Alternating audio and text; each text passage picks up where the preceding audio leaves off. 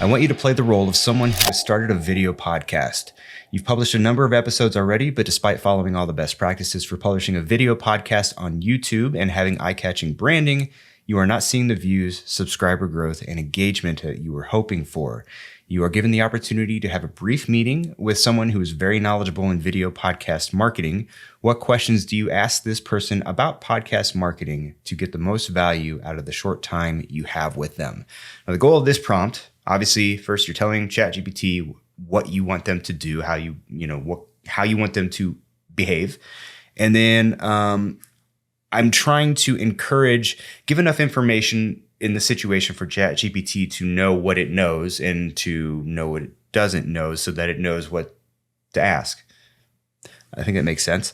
So I wanted it to come up with questions that were specific, but also meaningful in a circumstance where you're only given a limited amount of time to ask someone who might be able to help you. So if you're given a short period of time, what specific and just specific questions would you ask that person?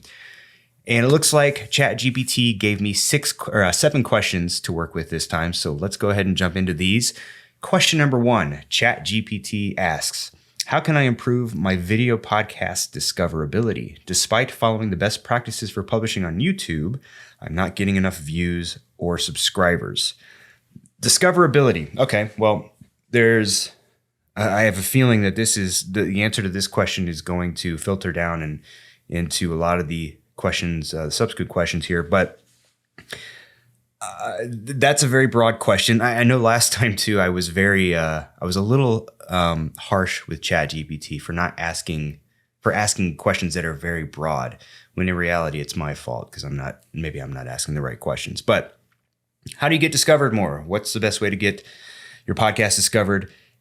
ChatGPT, you say that you are following the best practices when publishing on YouTube. I think there's always ways that you can improve when publishing on YouTube. That includes, better titles, better thumbnails, more, visually engaging thumbnails, utilizing SEO-rich text in the description, and making sure that you're including tags, all of those things. Everything on the back end should be well optimized to make sure that, when people are searching on YouTube, they're searching, you will pop up in searches. But beyond that, just staying within YouTube for the moment, YouTube Shorts is a great feature. If you haven't utilized it already, it's just short form video, vertical video, less than a minute.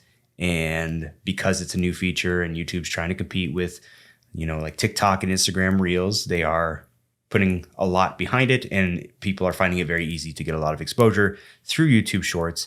In fact, I've seen a big uptick in my subscribers, in my views, just simply from creating YouTube Shorts and uploading them to my channel, just taking clips from my episodes and publishing them to YouTube, and then also taking them and publishing on TikTok and on Instagram Reels and utilizing social media elsewhere.